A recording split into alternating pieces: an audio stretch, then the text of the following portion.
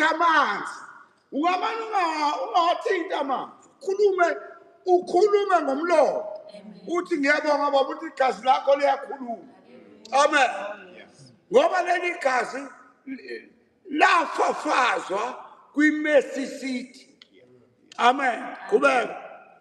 A better message that's Abel's blood that cries from the earth justice. Kunamagazi awuthula. Elika Abel. Likhalela justice. Ake ngisho ke. Amagazi obaba omkhulu wethu. Yini ayikhalayo emathuneni? Uma engakhalela justice. Ingakho izinto ingalungi ngoba akhalela ini ijustice. Kodwa la Jesu kwakhona ivesi olishilo.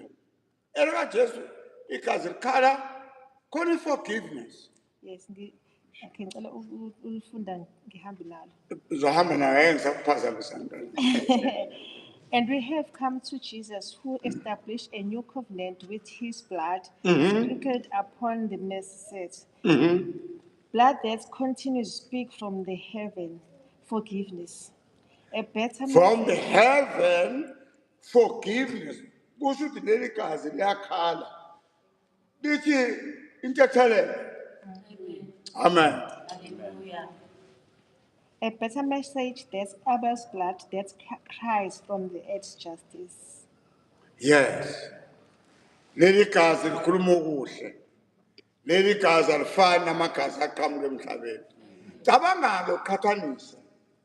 Kukuwena ukhetha. Usengaqhubeka negazi lembuzi kodwa alifiki indawo. Sekwaba khona lezi zinto kuthiwa ifiber.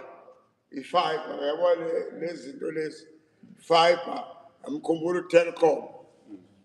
uTelkom slow wonke lezi zinto kwi-internet kodwa uma uqhuma kwi-fiber ifiber ifast.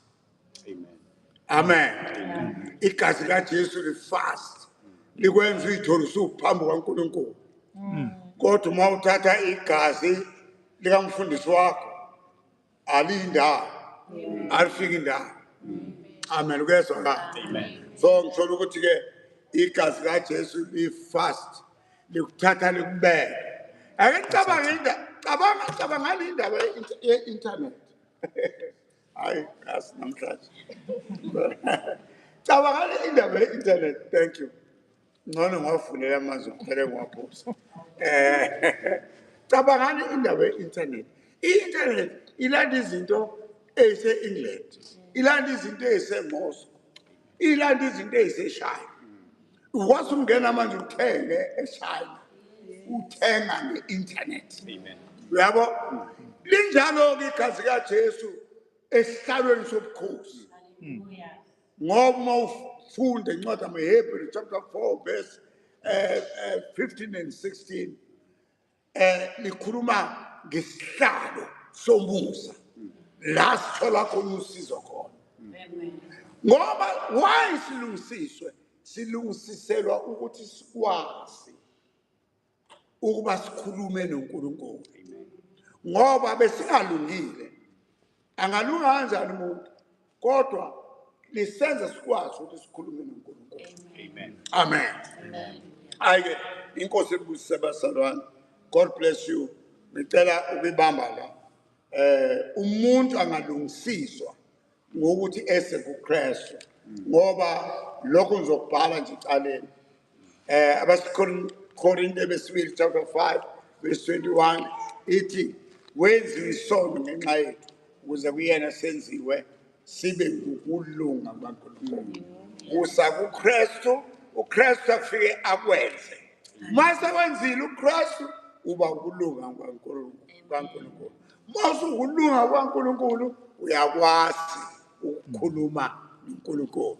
Awuseyena umuntu othiwa akalungile. Ake siyabonga kakhulu. Asivala amehlo sikhuleke. Thank you. Asivala amehlo sikhuleke. Angicele angiceleni umama umfundisi uMpisane asibongele iso. Thank you.